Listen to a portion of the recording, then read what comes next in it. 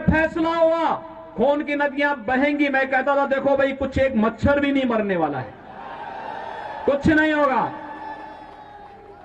न्यायालय मेरिट के आधार पर फैसला करे, फैसले को लागू हम करेंगे। और किसी के माई के लाल पे हिम्मत है उत्तर प्रदेश में उपद्रव करके दिखा दे।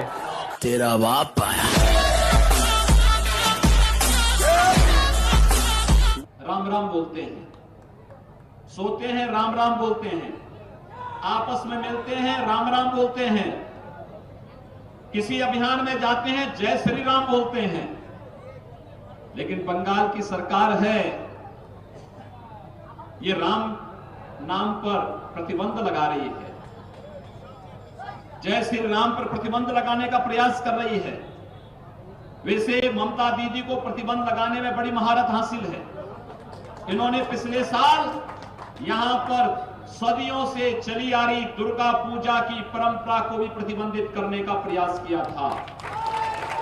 भाइयों बहनों, मुझे याद है एक साथ पूरे देश के अंदर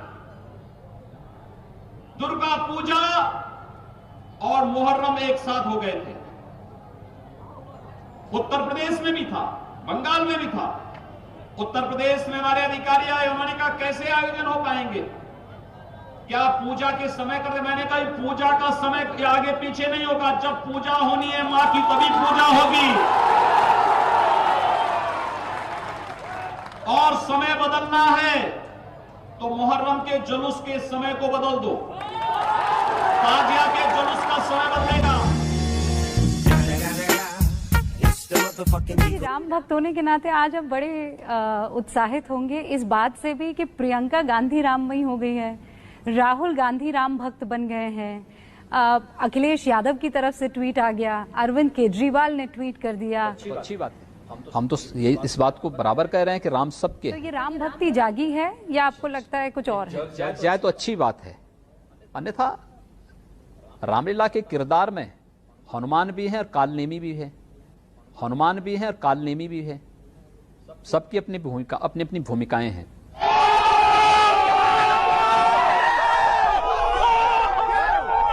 तेरा बाप आया। अगर कोई मोहल्ला है, बाजार है जिसका नाम था मियां बाजार, आपने उसको कर दिया माया बाजार, करवा दिया। अली नगर कोई था, उसको करवा दिया आर्य नगर। उर्दू बाजार को कर दिया हिंदी। रायपुर को हमने हनुमानपुर कर दिया है, इस्लामपुर को ईश्वरपुर कर दिया है, और भी करेंगे अभी।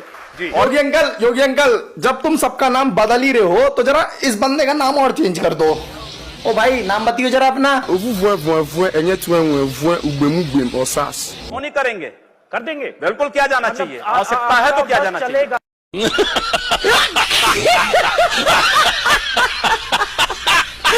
अब की शुरुआत हिंदुओं की ओर से नहीं हुई, एक भी दंगा शुरू करने वाला ना हिंदू होता है ना मुसलमान होता है। कैसी बात कर रहे हैं आप?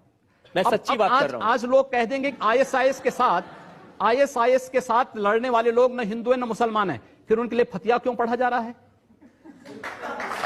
आप कहते हैं कि आतंकवाद की कोई जाति नहीं होती, और राम जन्मभूमि पर हमला करने वाले आतंकवादी जब वहां सुरक्षा बलों के हाथों मारे जाते हैं तो उनके लिए फतिया पढ़ा जाता है। क्यों नहीं उनको अमेरिका की जैसे ओसामा बिन लादेन को अमेरिका ने समुद्र में डाल दिया, पता ही नहीं लगा कहां चला गया, वैसे क्यों नहीं उनके साथ व्यवहार करते हैं? फिर जब उसकी कोई जाति नहीं, उसका कोई मजहब, कोई धर्म नहीं, उसके साथ इसी प्रकार का व्यवहार करिए आप। क्यों उसको फिर जाति के दायरे में, किसी मजहब के दायरे में उसको कैद कर देना? ये तो आप कर रहे हैं कैद, मैं नहीं कर रहा हूं, ये वे लोग कर रहे हैं जो उनको उस प्रकार का देने के लिए उतावले दिखाई देते हैं। और इसलिए मैं कह रहा हूं, अगर जाति नहीं, मजहब नहीं, समाप्त करिए। आतंकवाद की कोई जाति नहीं, कोई मजहब नहीं, आप उसके साथ उसी प्रकार का व्यवहार करिए। आप आतंकवादी है, मिट्टी तेल छिड़क करके आग लगा डाल दिए। नाथ जी लगातार जुड़े रहे एक आंदोलन से, अयोध्या वाले आंदोलन से। उनके पिता तुल्य थे दिग्विजय जी, उन्होंने ये भी कहा कि मुसलमानों को 5-10 साल के लिए वोटिंग होनी नहीं देनी चाहिए। स्टेटमेंट में खबर छपी हुई है 1950 में। एक ऐसी लाइन है जो हटकर है और जो कड़ी लाइन है, आप भी उसी तरह की बात करते हैं। तो इसी आपत्ति है नहीं, इसीलिए आप जब मेरी परंपरा को जान रहे हैं तो फिर आपको मुझ पर आपत्ति नहीं होनी चाहिए। आपको तो मुझे अप्रिशिएट करना चाहिए कि चलिए मैं उस लाइन का अनुसरण कर रहा हूं। जो देश को तोड़ना चाहते हैं उन लोगों को हम तोड़ रहे हैं, इस पे तो आपको खुश होना चाहिए। राम मंदिर का निर्माण होगा और इसी अयोध्या की भूमि पर दूसरे पक्ष की मस्जिद का निर्माण होगा। आप वहां जाएंगे? देखिए, अगर आप मुझसे एक मुख्यमंत्री के रूप में पूछेंगे तो मुझे किसी मत मजहब संप्रदाय से कोई परहेज नहीं। एक योगी के रूप में पूछेंगे तो कतई नहीं जाऊंगा। इसलिए नहीं जाऊंगा, मैं एक हिंदू हूं। एक हिंदू के रूप में मुझे अपनी उपासना विधि को व्यक्त करने और उपासना विधि के अनुसार आचरण करने का पूरा अधिकार है, लेकिन दूसरे के कार्य में मुझे जाने का कोई अधिकार नहीं है या उसमें हस्तक्षेप करने का भी कोई अधिकार नहीं है। याद रखना कि जो हम जाकर के रोजा अवतार में अन्य जगह जाके टोपी पहन करके और इस प्रकार का जो बर्ताव करते हैं ना, ये सेकुलरिज्म नहीं है। ये जनता भी जानती है, ढोंग कर रहे हैं। जनता भी उनकी वास्तविकता को पहचानती है। तो एक योगी के नाते आप नहीं जाएंगे, एक मुख्यमंत्री के नाते? एक बात मुझे लगता तो आए थे। मुझे लगता है कि मैं वहां न वादी हूं न प्रतिवादी हूं, न वादी हूं न प्रतिवादी हूं, इसलिए न कोई मुझे बुलाएगा और न मुझे वहां जाना है। जब मुझे कोई बुलाएगा नहीं तो मुझे जाने का कोई मतलब ही नहीं होता। फिर योगी जी, अगर बुलाया गया तो आप सोच विचार करेंगे इस पर? देखिए, कोई निमंत्रण इस प्रकार का नहीं मिलने वाला है, ये मैं भी जानता हूं। जिस दिन में मुझे बुला लेंगे तो बहुत सारे लोगों की सेकुलरिज्म खतरे में पड़ जाएगी। इस बात पे आपको पूरा विश्वास है? इसलिए मैं जानता हूं उनके सेकुलरिज्म को खतरे में न पड़ने दूं, इसलिए चुपचाप अपना कार्य करूं और शासन की योजनाओं का लाभ बिना भेदभाव के सब लोगों तक पहुंचे। कल को 100वें दिन वैसी भी यही बात बोले हैं, वो भी सही है। वो भी हर बार जीते हैं, आप भी हर बार जीते हैं। वह भी उस तरीके से बात करते हैं, आप भी उस तरीके से बात करते हो। अब बीजेपी के भीतर वो वैसी हैं या वो अपनी जगह पे योगी हैं? क्या है स्थिति? देखिए, ओवैसी योगी नहीं हो सकता, नंबर एक बात। दूसरा, यह देश संविधान से चलेगा, शरीयत से नहीं। मुझे लगता है इस देश के हर नागरिक को इस बात को तय करना होगा। ओवैसी जैसे लोग देश की व्यवस्था को कुछ संकीर्ण दायरे में कैद करके रख देना चाहते हैं। वो हर जीते हैं, वो देखिए दोनों हैदराबाद चीजें से जीतते आए हैं, मुझसे जीतते नहीं आए। नागरिकों के आप उल्लंघन कर रहे हैं। जैसे गोरखपुर, जितना निष्पक्ष चुनाव गोरखपुर में होता है उतना निष्पक्ष चुनाव हैदराबाद में होगा तो ओबीसी की जमानत जब्त हो जाए। तेरा बाप आया।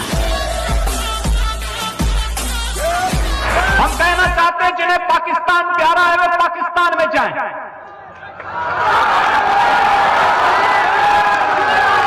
जिन्हें पाकिस्तान अच्छा लगता है पाकिस्तान चले जाएं। हम उसको रोकेंगे नहीं, अगर वो चाहेगा तो उसको जाने का किराया भी मुहैया करा देंगे। हम पूरी व्यवस्था कर देंगे, लेकिन ये नहीं हो सकता है कि भारत के अंदर रह करके पर्व और त्योहार के नाम पर इस देश की संविधान की व्यवस्था को, देश के संवैधानिक व्यवस्था को कोई चुनौती देने का कार्य करेगा तो चेतावनी हमें स्वीकार्य नहीं है। आप कैसे समाचार हैं कि इधर भी बंदूकें हैं, उधर भी बंदूकें हैं, गोलियां चलेंगी, लोग मारे जाएंगे? शासन प्रशासन फेल हो जाएगा तो स्वाभाविक रूप से जनता को अपनी रक्षा के लिए स्वयं खड़ा होना चाहिए और जनता खड़ी हो रही है।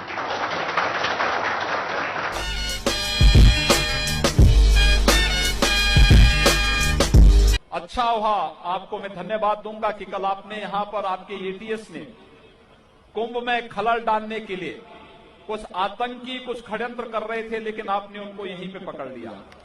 वैसे वे उत्तर प्रदेश में घुसते तो मैं उनको उत्तर प्रदेश की सीमा पे निपटा देता।